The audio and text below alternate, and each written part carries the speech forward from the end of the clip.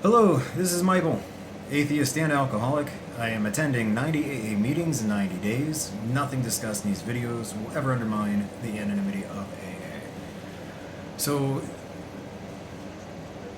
the one thing I didn't get to about yesterday's meeting, the gentleman told a story about this girl who had graduated college, and her father gave her a very old car.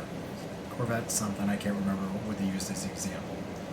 Gave her a very old car, told her, it runs kind of, but I want you to take it to the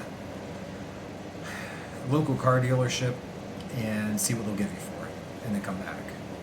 And so she takes it to the car dealership, and they offer $1,000 on trade-in. They said, it's running, but barely, we'll give you $1,000 for the trade-in. So she goes back, reports to her dad. He says, okay, now I want you to go to a pawn shop and see what they'll, or maybe it's a scrapyard, wherever, and see what they'll offer you for it. So she goes there, the second place, and they offer her $500. And he said, okay, lastly, there's this antique car show coming into town. They're setting up. I want you to take it there and see what they'll offer you for it. She takes it there, and they're going to give her $100,000 or whatever the amount was, something insanely high. And the point of the story was to know your value and to never stick around in a place where your value isn't appreciated. And it's a nice story, but my comment was you do want to know your value, and you don't want to be taken advantage of. But if everybody in your life is telling you the same thing, it's possible that you need all new people. That's 100% possible.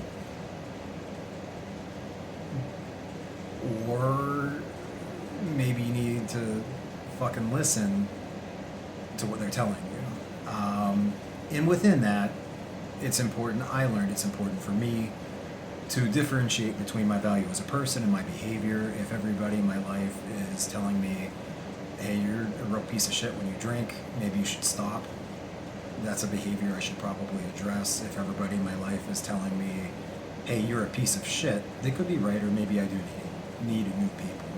Also for me, I found that conflating the two, my value and my behaviors, was sometimes one of the ways I would use to rationalize a relapse, meaning that, I've been doing all the right shit. I deserve to go off the fucking rails. I don't know how many benders were justified by that exact line of reasoning, a number of them. So that was my thoughts on yesterday's apocryphal story. Today was meeting 42, I think, no, 43. And I did bring up where does the benefit in surrender actually lie? What benefit do people get out of surrendering?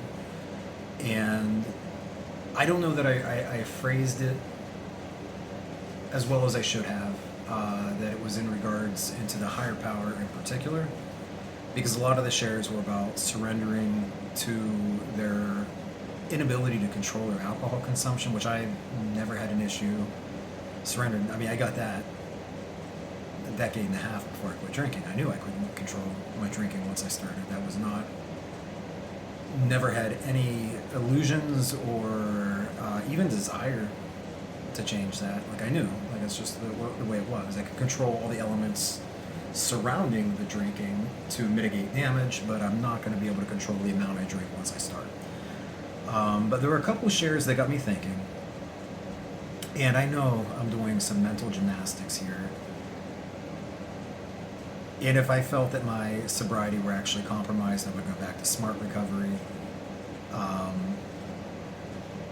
That might be something I should do anyway, just because if I could be of benefit to anyone in recovery in any capacity, however limited, maybe that would be the better setting. So something I should think about too. But Smart recovery is based on cognitive behavioral therapy, which is rooted in rational emotive behavioral therapy, which is rooted in Stoicism. And one of my favorite tools that is threaded through all of these systems is that of reframing. And an example would be, I am driving on the highway, somebody cuts me off, they're driving like an asshole. There's still that initial reflex, motherfucker. But I've developed a secondary reflex that follows quickly after, that I don't have to think about anymore. That is, that dude must be in a hurry. There must be an emergency. And I don't know if that's true. There's no way for me to know, but the rest of my day is better if I just pretend that's true. My internal world is better if I pretend that's true. He's a good chance that guy's got an emergency, he's got somewhere to be. Just fucking let it go. So maybe in the same vein, an atheist could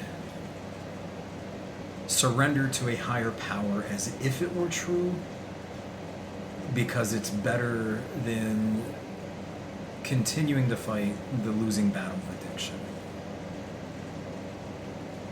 I don't know. That's what I've thought about thus far. I'll do some more thinking on it. But that's all I have for tonight. Thank you guys, and I'll see you here again tomorrow.